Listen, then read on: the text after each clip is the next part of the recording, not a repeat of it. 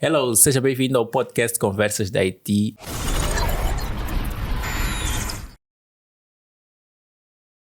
Episódio número 4. O Conversas da IT está a crescer, graças a Deus. E nesse podcast Conversas da IT, nós vamos ter um convidado super especial. Temos aqui literalmente uma das mentes mais brilhantes de Moçambique.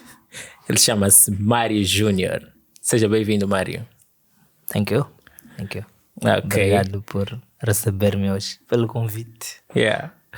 Olha, Mário Júnior é um convidado muito especial para nós. É uma referência aqui em Moçambique. Eu acredito que esse podcast vai ser maravilhoso. Mário hoje em dia é Head of Software Development na Vodacom. E eu acho que só essa descrição já seria suficiente para mostrar o peso que ele tem. Mas só para adicionar, Mário também já foi IT Solutions Architect no Banco Standard Bank, para além de outra experiência, ou Software Engineer no Millennium Beam e outras experiências, várias experiências como na área de tecnologia. Então, tenho a certeza que a conversa de hoje vai ser bastante produtiva, ok? Mário, seja bem-vindo ao podcast, mais uma vez. Thank you, mais uma vez. Olha, eu vou começar com essa pergunta. Quem é Mário? Como é que tu te defines? Essa é uma pergunta complicada. Eu não sei me definir, né? Ok. Eu sou sou um engenheiro de software. Ok. Que gosta do que faz. Ok. E que faz isto profissionalmente há pelo menos 10 anos. 10 anos de experiência. Fogo. Então, se calhar, a coisa que eu gosto de mencionar mais nas conversas sobre o meu percurso, né? É que o meu primeiro emprego foi quando eu ainda era menor de idade, tinha 16 anos na altura. Ok. E, interessantemente, na altura eu fui contratado para dar aulas de programação. Ok. Quem contratou-me na altura foi o Ministério da Ciência e Tecnologia, na delegação da província de Inhambane. Ok, fine. Então, esse foi o meu primeiro emprego. Let's put it like that. Ok. Mas como é que começas a trabalhar logo como programadora, antes mesmo de te formares como programador? Explica lá como é que acontece. Como começo a trabalhar como formador? Como formador de programação. Ok, como é que isto acontece? Eu penso que na altura o Ministério da Ciência e Tecnologia estava a organizar as Olimpíadas de Informática, né? Ok. E eu estava a assistir um programa da TVM na altura, acho que era Tecnologias.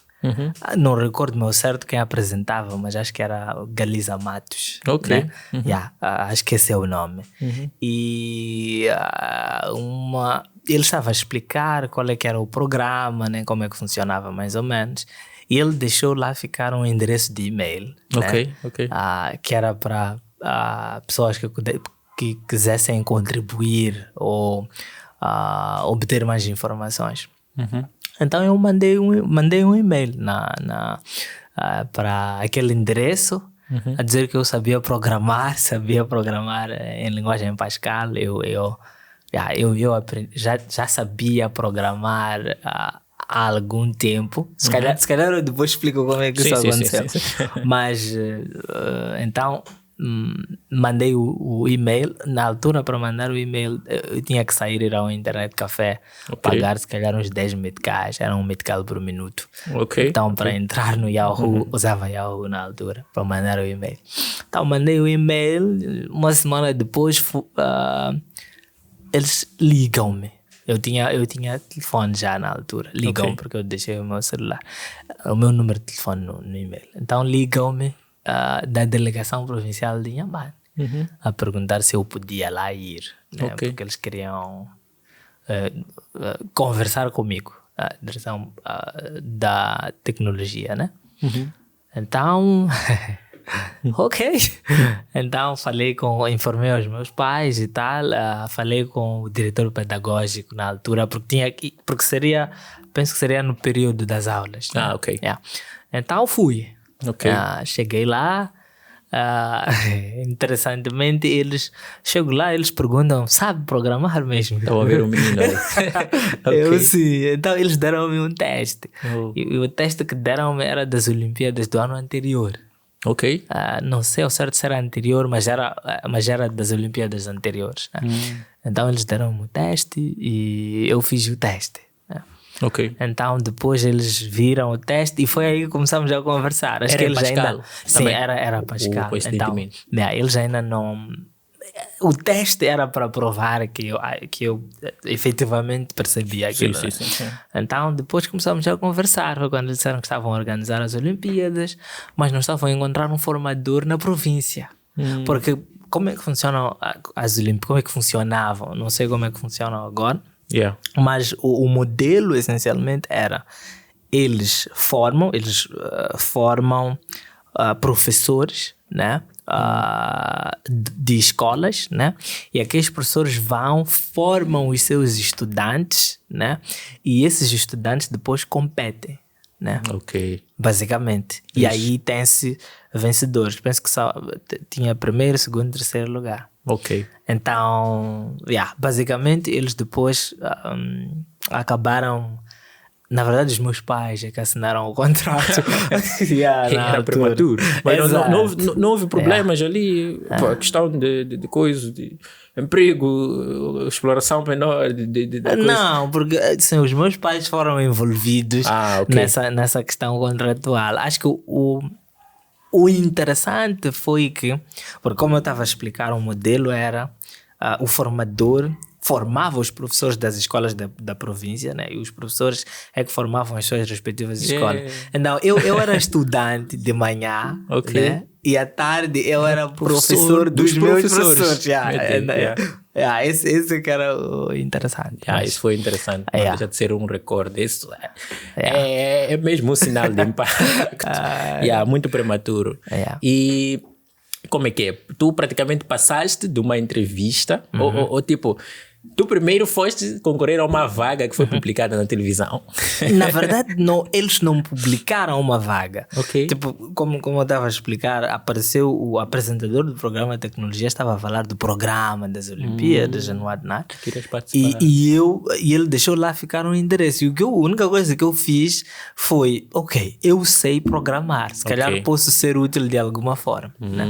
Então, eles acabaram ligando para mim e foi como foi. Mas mais interessante ainda é que a primeira coisa que eu pergunto quando estávamos a conversar, eles explicaram, não, queremos organizar as Olimpíadas. A minha primeira pergunta foi, mas isso não me impede de concorrer, né?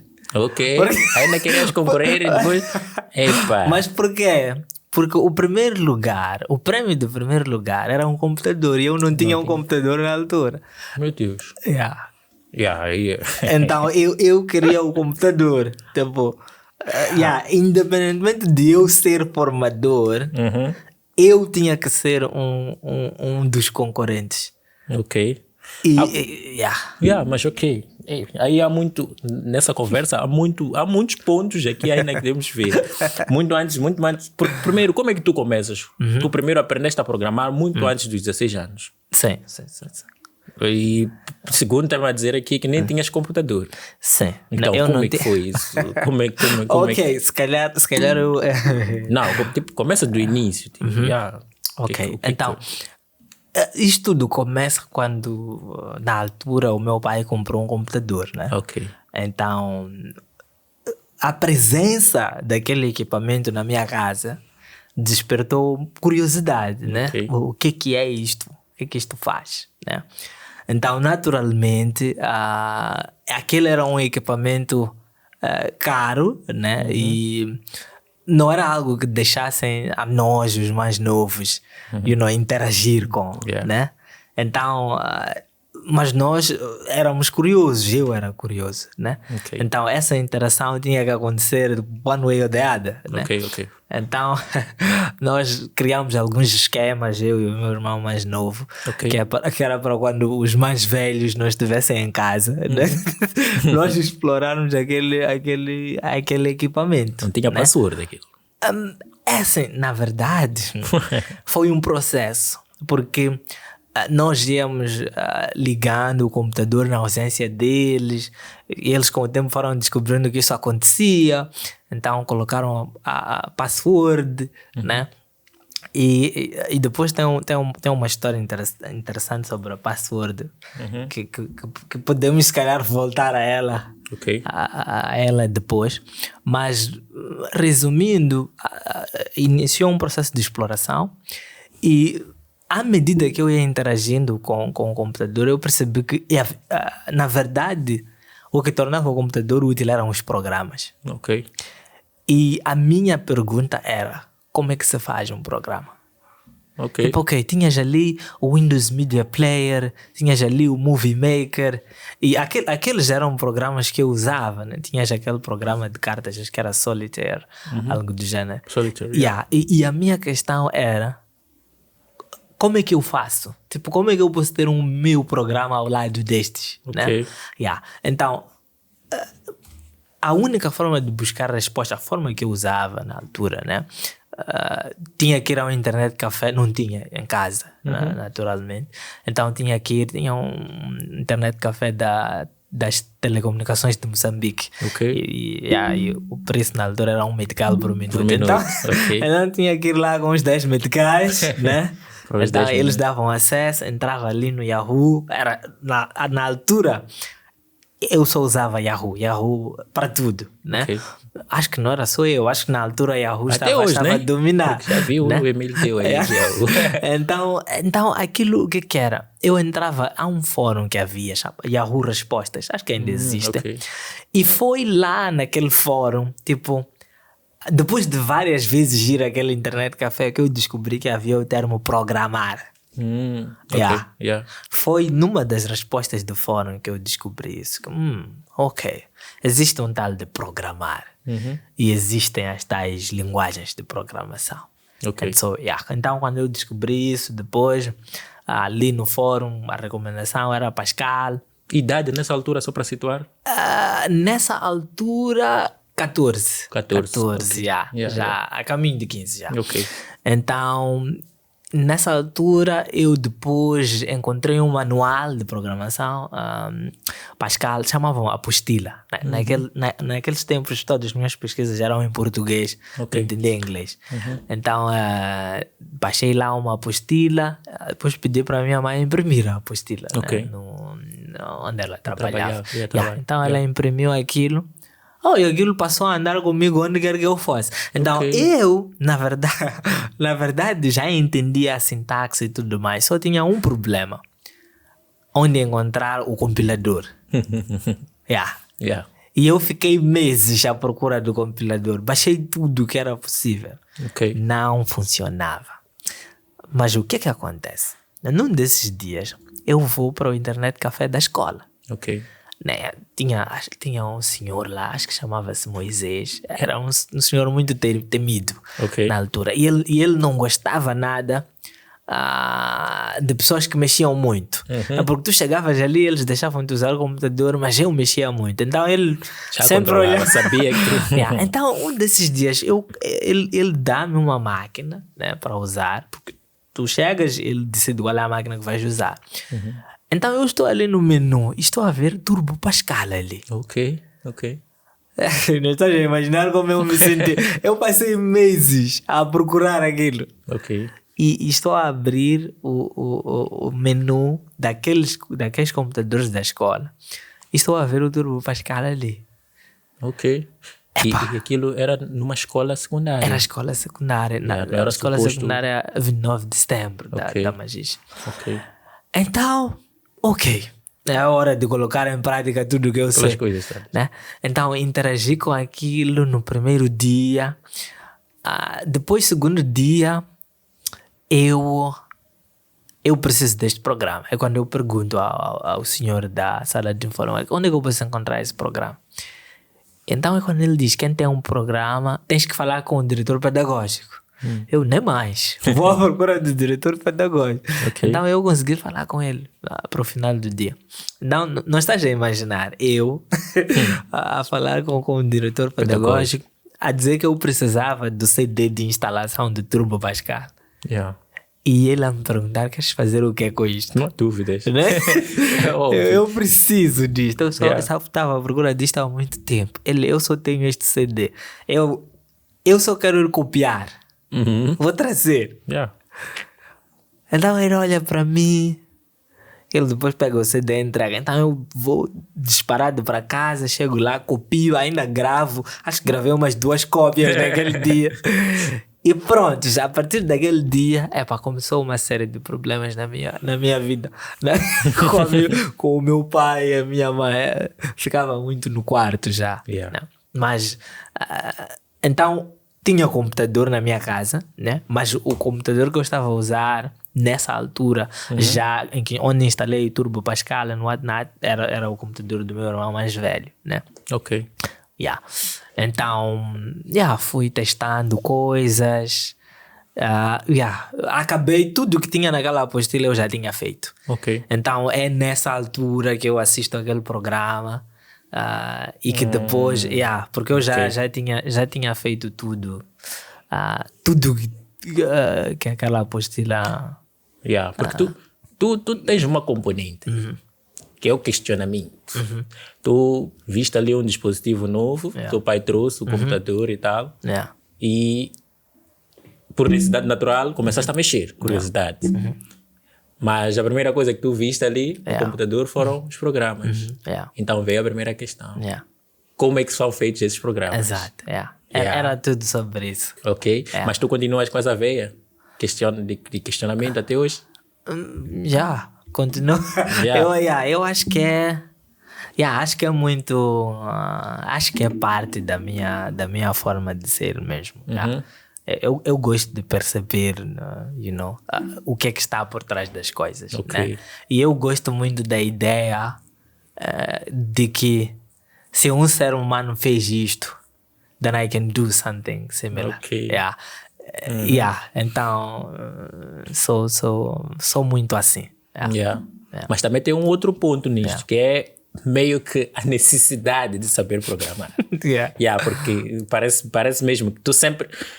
Porque tu já programavas no papel ou na mente, né? Não tinha o compiler, mas era um jogo interessante de fazer, né? Eu já compilava os programas na minha mente. Então isso acontece só na área de programação? Aconteceu só na área de programação? Questionamento é geral para ti. Mas a necessidade de saber programar só aconteceu na área de programação ou noutras áreas? Porque tu seguraste essa necessidade por meses. Eu estou a tentar aqui ver se tu não és um tal predestinado a programar. Ok? Então, sei lá, aconteceu só para programar ou acontece por Aconteceu por outras coisas. Por outras coisas. Tu focaste em alguma coisa e disse, não, I just need to do não, aconteceu por outras coisas. Sim. Assim, eu sempre acreditei que se queres fazer something e se colocares enough dedication into it, then you're going to excel. Vais fazer muito bem. Então, na altura, eu só quero abrir um parênteses rápido, não que seja para desenvolvermos o tema, mas na altura, naquele tempo, enquanto eu estava muito ocupado a programar, grande parte da juventude, pelo menos na minha cidade, né, eles estavam muito interessados em fazer música. Né? Música era o refúgio de muitos. Né? E again, o que eu queria, porque as músicas, como é que é? Né? Tens uma instrumental e tens vozes por cima da instrumental. Né? o que eu queria na altura, eu queria fazer as instrumentais. Ok. Né? Estás a ver? Ok. Acabei descobrindo como se fazia as duas coisas, né? Mas acho que o espírito era o mesmo, in a way, né? E aí eu comecei extremamente... era extremamente péssimo naquilo. Nas instrumentais? Em tudo. Ok. Mas isso nunca me impediu de, to keep trying. E chegou um ponto em que it was good. Esse é outro tema. Essa questão das instrumentais questão de outro tema. Agora, tá certo, Mário. Olha, eu até nem sei se posso concordar com essa questão que tu dizes, que as pessoas se calhar lá no MIX estavam mais concentradas em programming, porque só até agora eu acho que já entrevistei 3 pessoas de minha parte. Então, tipo, parece mesmo que são pessoas que se dedicam e tal. E, eu não sei se... não sei. Ou as pessoas que com as quais a gente interage são as pessoas mais... que sei lá, são os exemplos, né? Mas, enfim, olha, Mário, vamos se calhar passar por essa questão do teu raise e tal, e analisar um pouco daquilo que mais extraordinário eu acho que as pessoas veem quando se trata de ti, que é a questão de tipo, como é que tu sais de um simples programador, um Android developer, eu até vi ali no teu status, para IT Solutions Architect num grande banco e posteriormente Head of Software Development numa das maiores empresas de tecnologia de Moçambique. Explica isso para caber na nossa cabeça. Como é que se faz isso? Ou como é que tu conseguiste isso? Como é que tu... o que é como se eu tivesse uma fórmula. Mais ou menos. Como é que isso aconteceu? Como é que tu sais em tão pouco tempo? Porque não foi muito tempo. São 10 anos de experiência. Sim. 10 anos de experiência. Pouco tempo, muito sim. pouco tempo.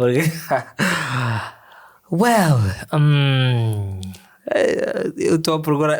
Não, olha, se tu começaste como Android developer, né? Não, software ainda lá atrás foi a questão de tu seres um instrutor, né? Formador para os professores. Depois daquilo foste desenvolvendo. É assim, depois depois daquela situação de formador, né? Acabou aquilo, né? Eu voltei a ser um mero estudante, life. A vida seguiu, né?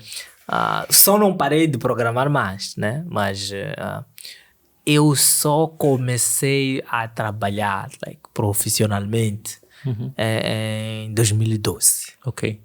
2012.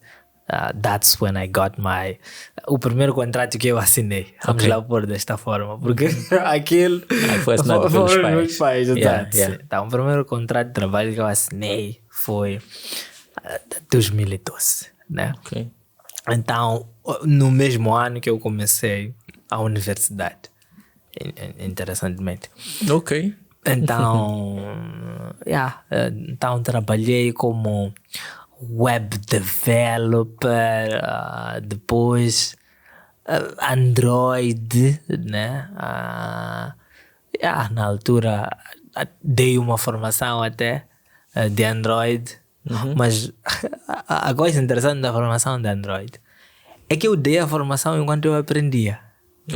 Tipo, as pessoas têm ou tinham uma ideia de que I knew that stuff. Tipo, eu sabia daquilo muito antes, né? Mas não era o caso. Não era o caso. Eu aprendi... na verdade, eu comecei a programar para Android uma semana antes de começar a dar a formação. Mas ainda assim, foi possível. Foi aquela formação que tu deste numa faculdade aqui? Na UDEM. Aquilo era em parceria com a Coreia. Acho que é Korean Electronic Technology Institute or something. Antes mesmo de começar a faculdade. Não, foi no ano da faculdade. Isso foi em 2013, acho. Foi em 2013. Essa formação. Mas tu não estudavas naquela faculdade? Não. Eu estudava na outra. Numa outra. Yeah. Então, isso foi em 2013 já. Um ano depois de eu já ter iniciado. Yeah. Então aquilo também foi meio que um anúncio que tu viste, tu foste concorrer e conseguiste entrar. Não, aquilo foi nos termos do meu contrato de trabalho na altura. Na altura eu trabalhava para uma empresa chamada 1000 Páginas. Né? A 1000 Páginas foi parceira daquele instituto, né? Para dar aquela formação, essencialmente. Né? Okay. E eu era o formador assigned, né? Dessa empresa onde eu trabalhava, basicamente. Yeah. Não foi no âmbito pessoal. Ok. Yeah. Foi So, a nível técnico, né? Tu começaste com Pascal, só para o people que é mais detalhista quanto a isso. Então, a nível técnico, tu começaste com Pascal, como linguagem de programação, encontraste ali o Turbo Pascal para tu compilares o teu código, deste aquela formação. Meia volta estavas no Android. Não, na verdade, o processo não foi bem assim. Eu, depois de Pascal, né? É assim, o problema de Pascal, pelo menos o Turbo Pascal, é que era apenas CLI, era apenas Command Line Interface. E isso não era suficiente. Okay. Tipo, o Movie Maker tinha botões, tinha ícones. Yeah. Os meus programas eram de tela de fundo preto, fundo azul, laranja. That's not good enough, né? No. Então, o dilema aí passou a ser Graphic User Interface. Right. How do I do that? Okay. Né? E naturalmente, porque eu sabia programar em Pascal, a questão que eu me fiz na altura é como é que se faz Graphic User Interface em Pascal. Okay. A questão não era como é que se faz Graphic User Interface. At all. Também acho que eu não estava mentalmente preparado para perceber isso. Okay. Porque eu teria que entender como funciona o sistema operativo, para perceber graphics, drivers. Então, eu coloquei a pergunta da forma que fazia sentido, né? Com o que eu sabia na altura. Okay. E foi quando eu descobri um software chamado Lazarus. Na verdade, é assim, eu descobri Object Pascal e descobri Lazarus. Então, Lazarus era um software essencialmente, acho que ainda existe até hoje, não sei, mas na altura tu fazias Object Pascal Programs no Lazarus. O Lazarus era uma ideia, basicamente. Então aquilo tinha um form designer, onde colocavas ali botões e tal, depois dizias, ok, eu quero que este botão aqui faça isto. Então era um begin com código Pascal mesmo, era Object Pascal. Né? Yeah. Só que não tinhas tanta freedom assim, né? Mas dava para o gasto, dava para fazer um programa com botões e tal. Tudo bem que um programa simples de uma tela vazia tinha 50 megas. Meu Deus. Então, wasn't good enough. Então, o Lazarus deu por algum tempo, but wasn't good enough. Yes. Então, foi quando depois eu descobri VB6, né? Visual Basic 6. E a coisa que frustrava-me no Visual Basic 6 era que eu não podia criar aquelas interfaces gráficas com código. Então, sentia como se houvesse uma magia que estivesse a ser escondida. Drag and drop também. That was... Didn't like that much, mas usei por um tempo, né? Então, e naturalmente, estando no VB6, é muito natural evoluir para .NET. Which is exactly what happened. Né? Então eu saí, tanto que se pesquisares um pouco na internet, ainda és capaz de encontrar uns artigos meus sobre .NET. Né? Então, programei em .NET, né? For a while. Depois disso, ainda programar em .NET é quando entro para a universidade e é quando eu começo a programar em Java. And that's where A coisa, só abrindo um parênteses, a coisa que chamou-me mais a atenção, se calhar, a coisa que eu mais gostava no Java, acho que é a coisa que as pessoas mais detestam, paradoxalmente, né? Mas é que tu tens que escrever tudo. Ok. Então, o bom ali é que eu podia abrir um notepad e escrever um programa and then run it. Tipo, não havia a magia que havia no VB6, né? E até certo ponto no .NET não tinha. It wasn't there. Tipo, era straightforward. Escreves o código, chamas o compiler. Era muito mais raw, né? Ok. Se calhar é porque eu comecei a trabalhar com .NET dentro do Visual Basic. Ok. Não fora. E talvez é por isso que eu tinha esse understanding, né? Então, foi... quando escrevi o Hello World em Java, foi like, this is the thing. Ok. O Hello World ali é por coisa. Yeah. Por letras mesmo. Yeah. Não drag and drop. Mas no Java temos também ali aquele... Tem drag and drop no Java. Não, é a ideia que tem. Sim, tens. Até na altura já tinhas o NetBeans. O NetBeans. Mas NetBeans não, tinha, eu mas nunca era gostei diferente. do NetBeans. Então tu sempre gostaste de programar mesmo. Eu sempre gostei de entender as coisas. Tipo, e de sentir desenhar layout, escrever layout. sempre gostei, sim. Sempre Saía gostei tudo bonito ali? Ou saía como saía, mas era teu? Eras tu quem tinha feito? É assim. acho que já programaste Java. Então conheces já o swing, né? Sim, swing. Então boxed layout, Ok. you know. Mas interessantemente, eu conseguia fazer as UIs do Windows 8 com swing. Ok. Eu fiz isso. I did that. Com os efeitos e tudo. Investigavas muito, pá. Eu fiz isso, mas tipo, na verdade,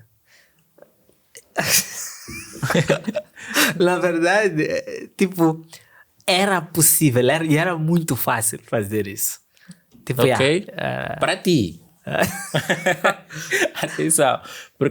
Mas tu tinhas alguma fonte de conhecimento? Tinhas alguma coisa que tu estavas ali, o que te ajudava?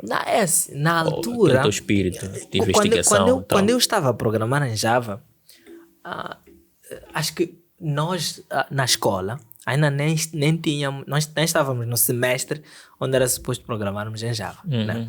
Mas eu tinha um docente e o docente, o Vasco Abudo. Senhor Abudo. Exato. Ele foi meu professor aqui. e eu fazia algumas questões a ele e ele dava-me umas respostas. Eu sempre...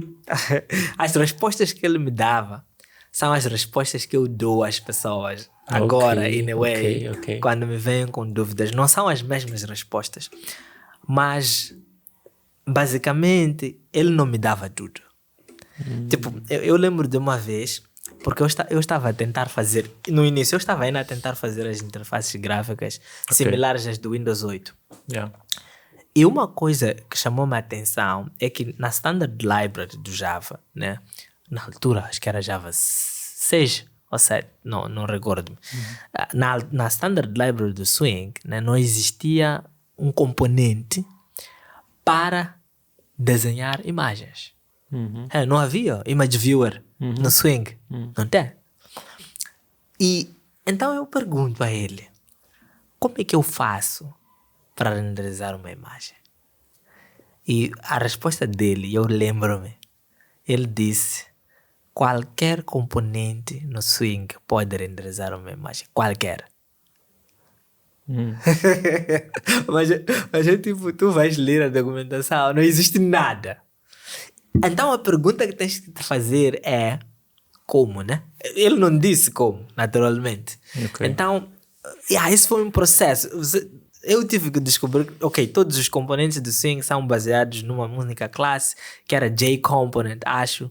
E aí que essa classe tinha acesso ao contexto gráfico e que nesse contexto gráfico podias desenhar strings, linhas, imagens. Então, tecnicamente, you can do anything, right? Desenhar imagens como... Então, a resposta dele não foi completa. Mas foi tudo que eu precisava, para saber que, ok, it's possible. Eu só preciso descobrir como.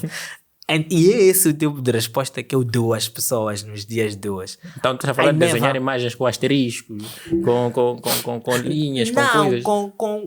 Porque aquilo é o quê? O contexto gráfico é como se fosse um sistema cartesiano, né?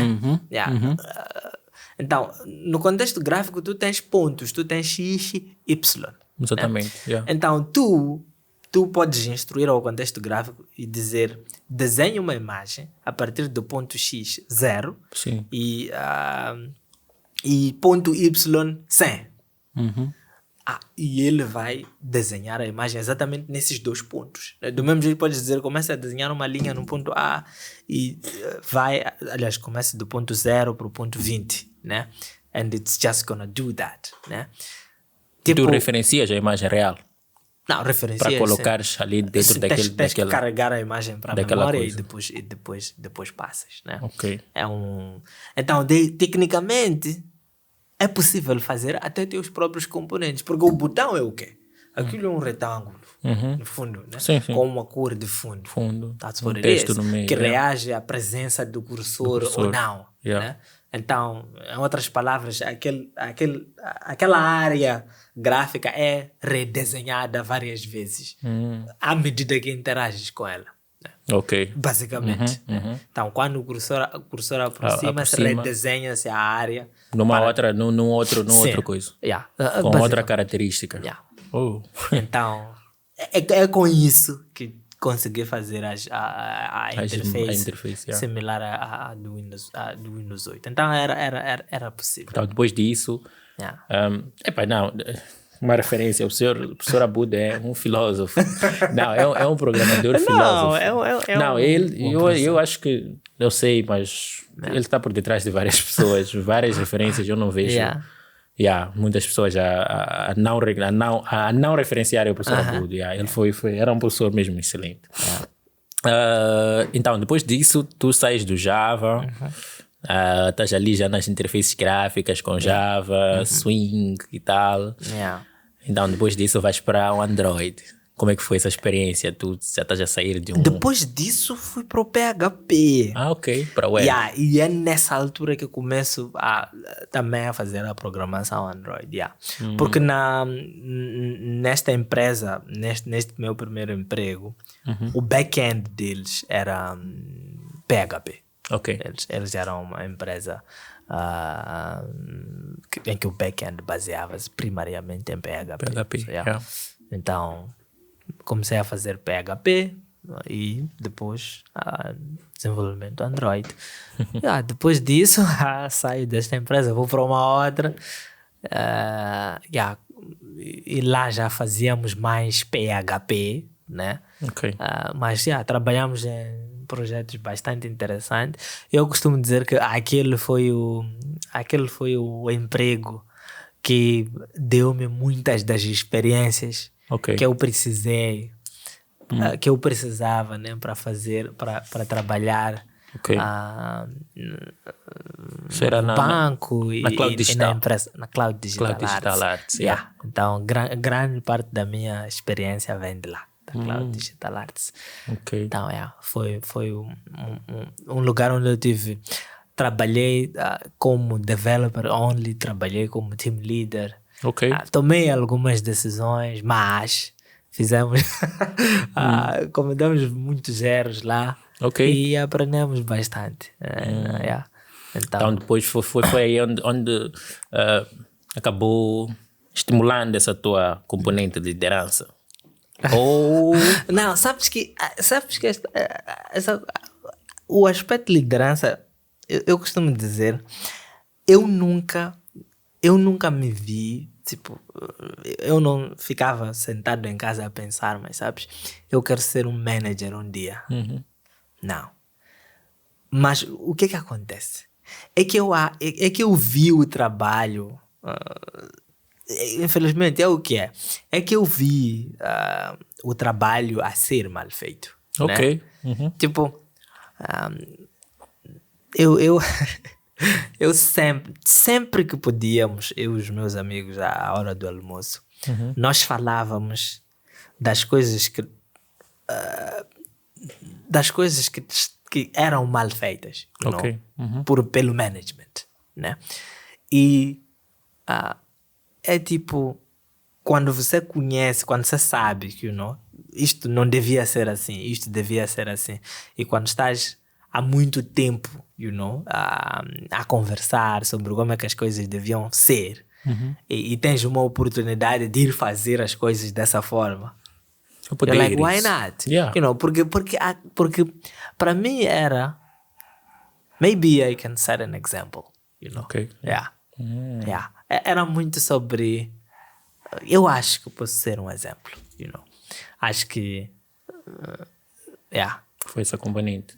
também de tanto criticar eu não podia cometer os mesmos erros, não podia fazer da mesma forma porque seria hipocrisia, Então começo já com este compromisso de que I can't do it the way they were doing. Porque eu estava a reclamar, eu reclamava quando era gerido, né? And now I am managing, né? Ok. Então, I can't make the same mistakes, né? Ok. Mas seria hipocrisia, né? Yeah. Então, I might make other mistakes, né? Yeah. But not those. Não aqueles que, Não que eu aqueles. passei tanto tempo a criticar. And so, E lá na cloud, na empresa, tu simplesmente saíste ou foste convidado a ser o team leader? Ou... Na Cloud Digital Arts? Não, eles convidaram, sim, a ser team leader. Foi, a equipa estava a crescer já na altura. Ok. Então, havia necessidade de haver alguém ali por frente. Então, mas eu nem eras... fui o primeiro team leader. Ok. Porque... Não, quando tu entraste, claramente tinha team leader. Tinha. Quando eu entrei, Então, sim. eu tinha um... team leader, sim. Yeah, éramos dois apenas, era eu e ele, né? Ok. Mas depois cresceu a Cloud Digital Arts na altura. E tu, a Cloud Digital Arts, pá, não sei se estamos a fazer referência muito aqui à empresa, né? Mas tu estavas lá a desenvolver softwares numa outra vertente. São softwares gerais ou tipo, se tinha alguma coisa específica de lá, o contexto. Contexto. Por causa do... Era assim, a Cloud Digital Arts ela estava focada em oferecer soluções, né? Orientadas a marketing, mas digital solutions, Yes. né? Marketing, eventos, Então, acho que há um evento de moda super falado no país que é o Mozambique Fashion Week. Ok. Né? Então, o Mozambique Fashion Week é produzido pela DDB Moçambique. Ok. Né? Então, a Cloud Digital Arts é a empresa que fez, não lembro certo o nome ou o número da edição, mas que fez o sistema de ticketing de uma das edições. Na altura que eu estava a trabalhar lá, nós fizemos esse sistema. Né? Então, era um sistema challenge, né? Porque acho que nós, na altura, a Cloud produziu... acho que aquele foi o primeiro sistema de ticketing a ser usado com QR Code por estas bandas aqui no Maputo. Então, foi um projeto muito, muito challenging. Então, tinha também alguns projetos com empresas locais, como a Vodacom. Mas era nesse contexto. Nesse contexto. E o que é que isso te exigia, para além do conhecimento da IT, de programação? Te exigia outro conhecimento, tipo, a nível business específico da empresa? Ou tu só precisavas de ser IT? Só precisava de ser IT, na verdade. Não havia nenhum domain knowledge específico, né? Que precisasse, que fosse necessário na Ok. altura. E a team não era uma team grande, então... Não. Mas tinha analistas de sistemas, pessoas que já... Não. Nós éramos tudo. Não tinha Então analista. precisava um pouco. Numa- Precisavas de entender o ticket, como é que é. Não, mas isso é que a questão foi para além de IT. É que analista. Ok. Mas... Sim, makes sense. Sim, mas tínhamos, na altura, acho que já tínhamos designers até. Ok. Que já faziam o design da coisa. Projetava-se o sonho, né? Ok. Like, this is what you should do. Yeah. Mas that's it. O resto era all us. Análise, isso tudo. Faz Testing, Faz all parte. that. Yeah. Faz E parte. nem é como se na altura nós seguíssemos esse processo de engenharia. Não. Tipo, não. Faziam com aquilo que Fazíamos. à vossa disposição. Aquilo que o contexto exigia, basicamente. Ok. Tu tens essa componente de experiências em várias empresas, etc. E claramente que isso é que foi uma das cenas que te fez mais improve nos teus skills. Mas para além disso, tu tiveste desenvolvimento de projetos. Eu tenho aqui, eu me lembro de uma situação em que eu vi a fazer um projeto e tal. Como é que os projetos, em particular, side business, te ajudaram no teu improve? Ok. Bem, o princípio aqui é como em tudo, né? The more you do it, the better you get. Ok. The better you become, at it. Então, o que eu estou a dizer é, basicamente, se tu fazes vários projetos, né? Tens mais oportunidades de aprender, há mais chances de cometer erros, há mais chances de descobrir novas coisas, and that's how. Até porque se tu só fizeres projetos num contexto específico, tipo, isso talvez limite, o que tu podes experimentar, né? Ok. Porque talvez naquele contexto específico, nunca se precisou, por exemplo, fazer uma mobile application, né? Ok. Então tu nunca vais aprender o que é uma mobile application, né? Então eu sempre tive, eu sempre criei projetos pessoais. Yes. E aprendi bastante com projetos pessoais e faço isso até hoje. Ok. Então, tipo, nunca estive numa situação em que apenas trabalho nos projetos da empresa, com a qual tenho um contrato, né? Ok. Então sempre crio minhas próprias ideias, meus próprios problemas, que me proponho a resolver e aprender alguma coisa no processo. E é algo que faço consistentemente até hoje, né? Ok. Aprende-se muito disso. Então ainda... Oh, nice, interesting. É muito bom saber que o Mário ainda continua a desenvolver projetos. Não, acho que isso não pode parar. Eu costumo dizer, porque assim, nós cá, no meu Ciclo. Exato. Vamos dizer assim, né? No meu ciclo de amizades e conhecidos, né? Costuma-se dizer que logo que entra, as pessoas têm uma ideia de que tens que parar de programar o mais rápido possível, né?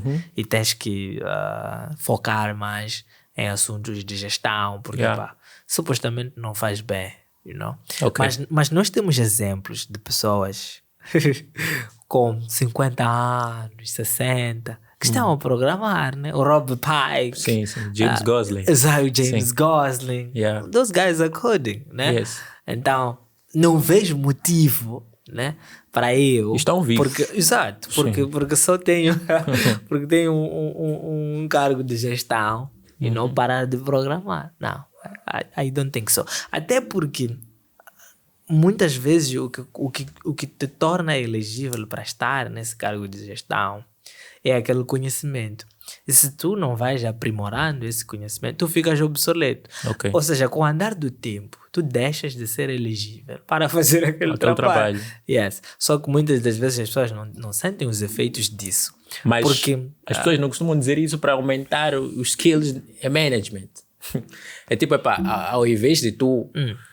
tu paras de programar. Isso é o que eu imagino. Exato. Nós estamos em outro contexto aqui. Sim. Então, a ideia por detrás disso não seria parar com skills de programming para fazer um improve nos skills de management. Não, tu não precisas parar nada. Para parares de seres um MBA já. Tu não precisas parar, tipo... Tu não precisas parar de fazer improvement dos skills de engenharia, não, para poder ser um better manager. How you can do, tipo, ser um better manager, né?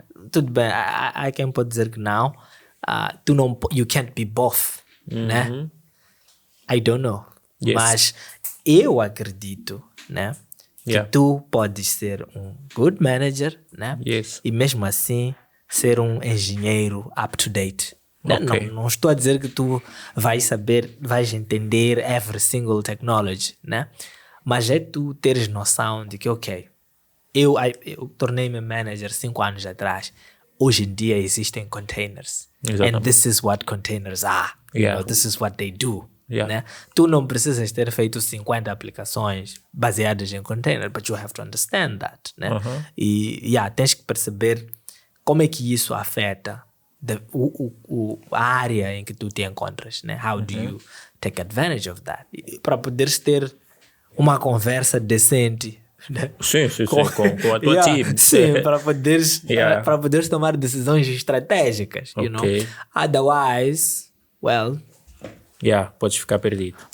Olha, nessa parte de projetos, eu até parei e analisei. Um dos projetos mais interessantes que eu acho que... Elas nem é mais interessante, porque eu não sei do que já fizeste, mas o que me chegou foi a questão do framework que tu desenvolveste. Para a altura em que eu vi aquilo, naquela altura aquilo foi tipo um boom para mim, porque eu estava aprendendo a programar e tu já estavas a fazer um framework numa linguagem. E curiosamente foi em Java, porque tu tiveste várias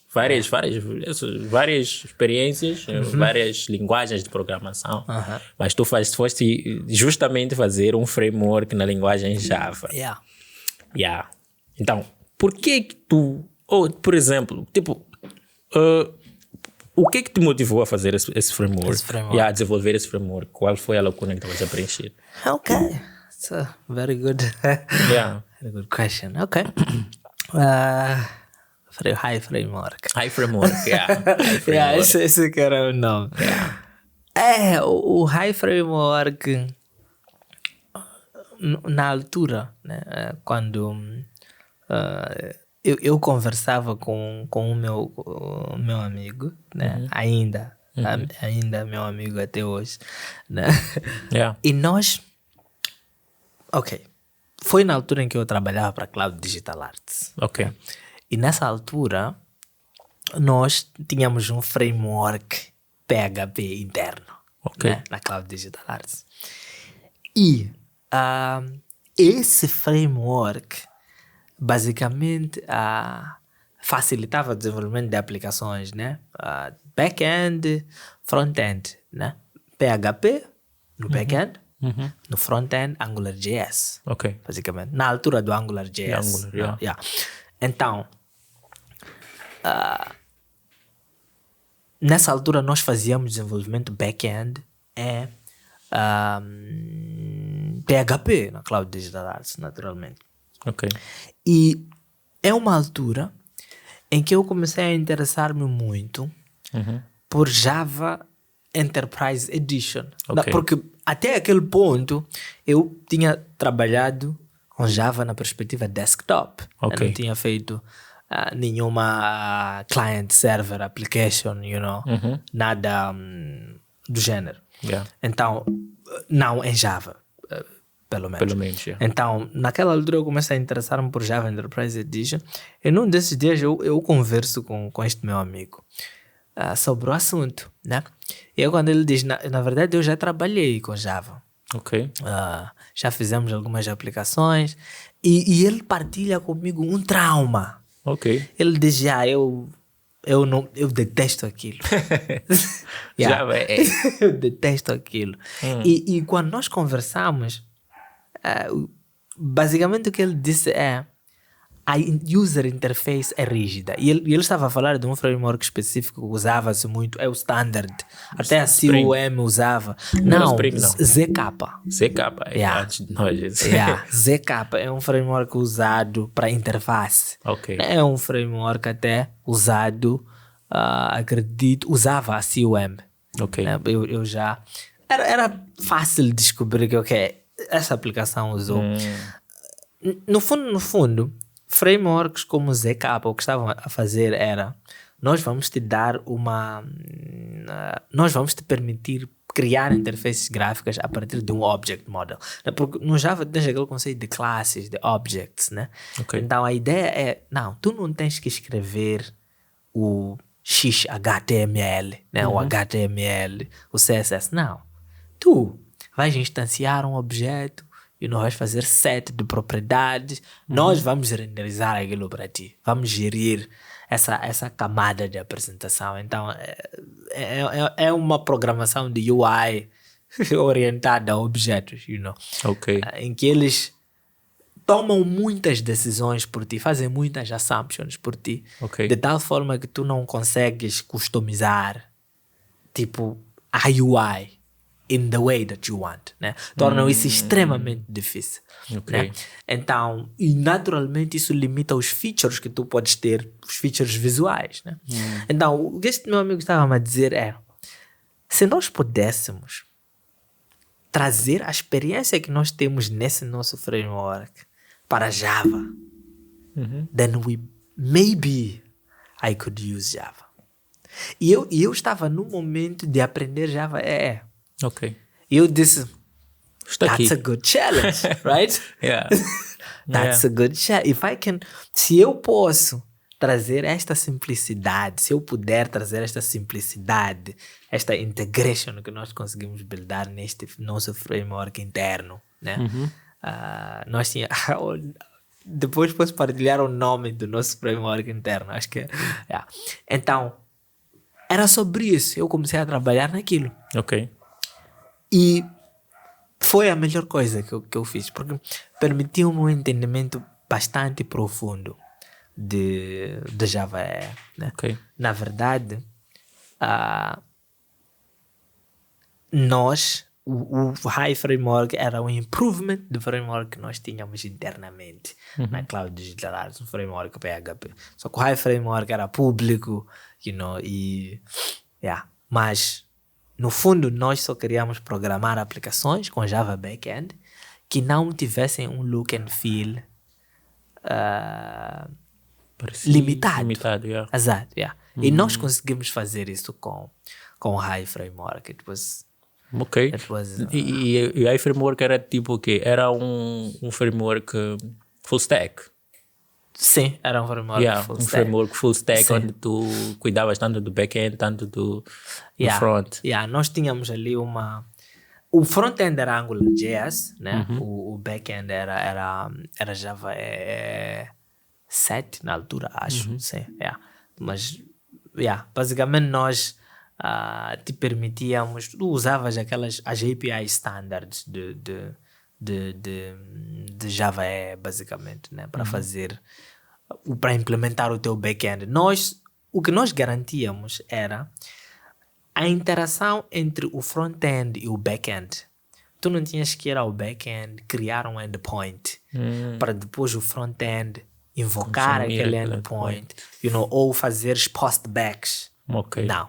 Nós tínhamos um conceito nosso específico ali que chamávamos de frontier, né?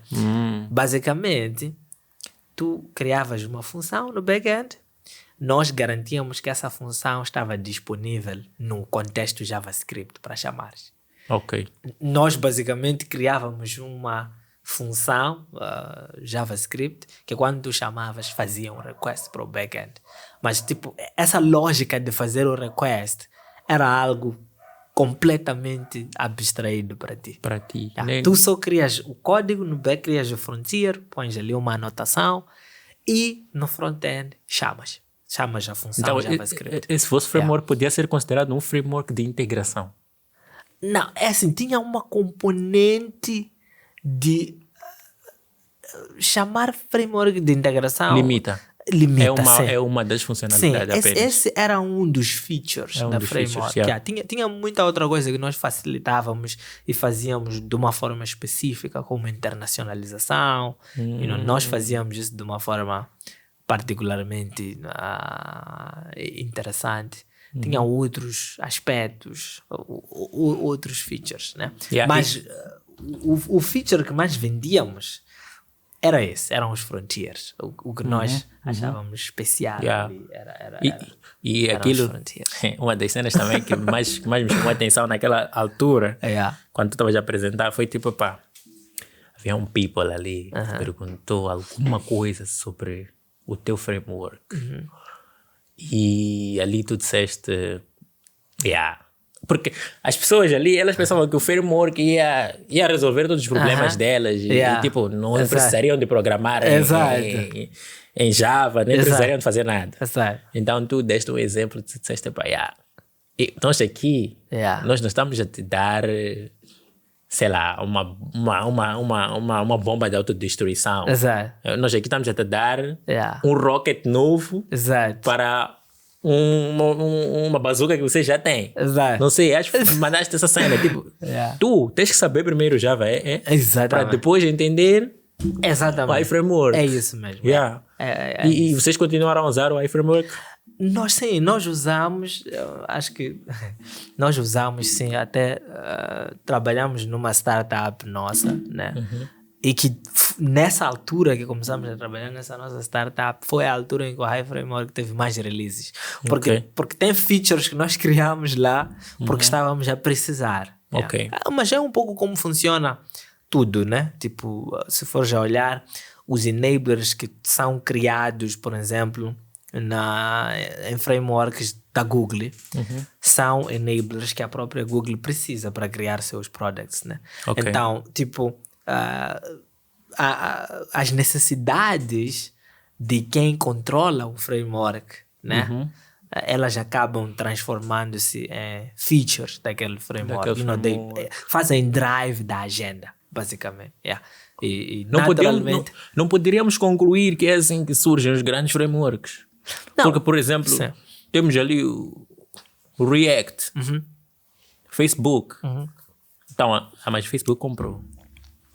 Não, desenvolveu internamente, né? Então, eles tinham um problema específico lá. Então, um dos engenheiros de lá desenvolveu uma cena e começaram a usar.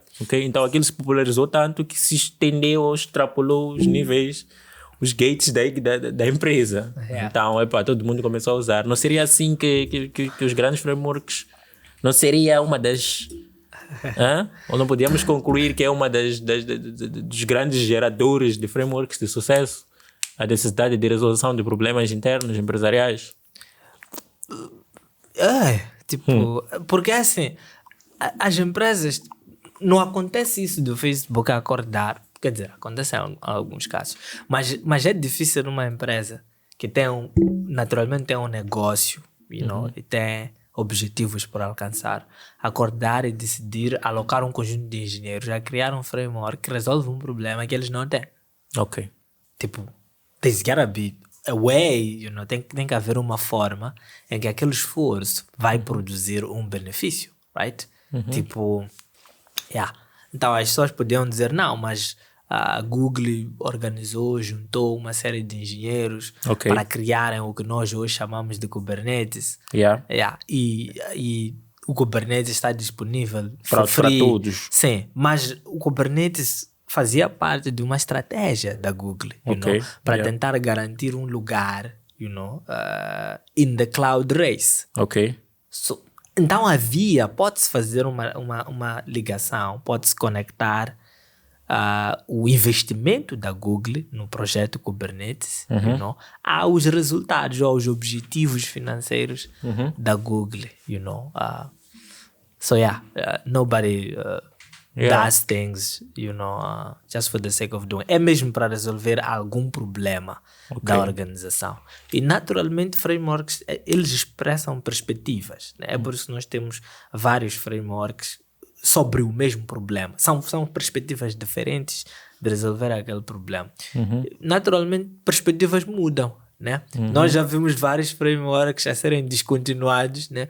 Uma empresa a dizer, nós não vamos manter mais aquilo porque mudaram de perspectiva. You know, they wanna do something else. É natural.